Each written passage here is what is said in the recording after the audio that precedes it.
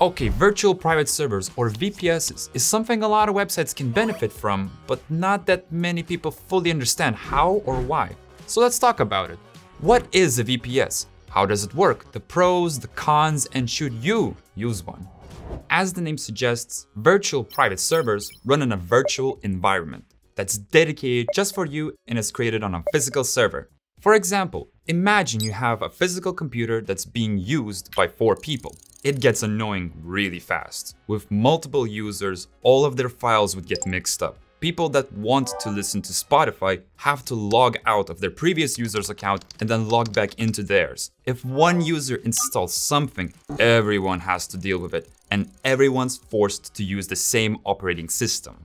To solve this, each user can create their own user account on the computer, with different operating systems and different programs installed. Now, no files will get mixed up, everyone has a separate account and can enjoy a private experience even though they're still using the same computer.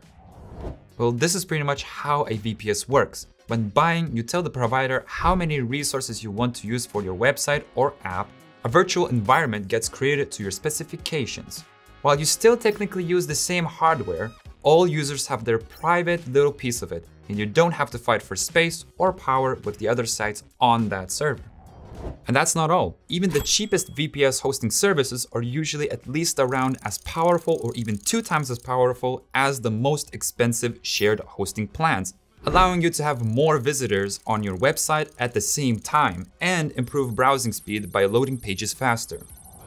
Okay, so why don't more people use virtual private servers? Because you can get a VPS service for as cheap as $3 or $4 a month.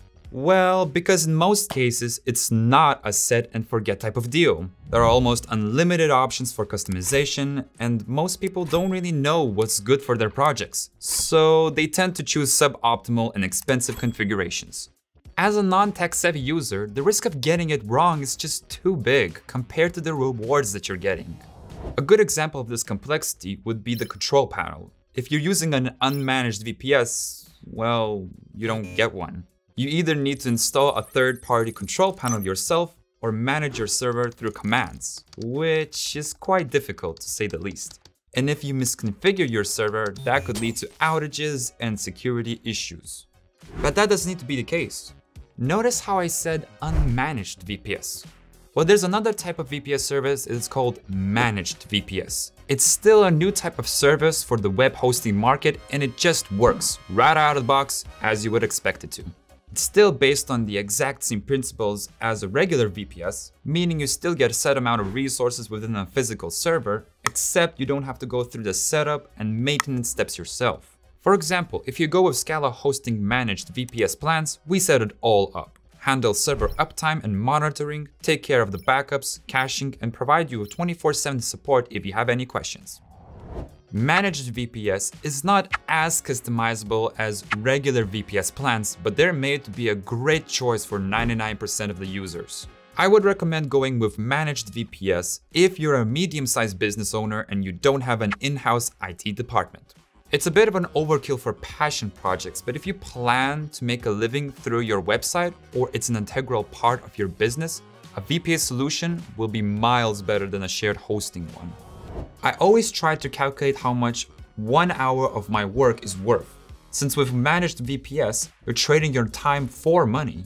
If your hour is worth $20, that makes a $10 per month managed VPS plan cheaper than a $5 per month regular VPS plan. Because instead of spending 10 hours managing everything, you can only spend 1 or 2.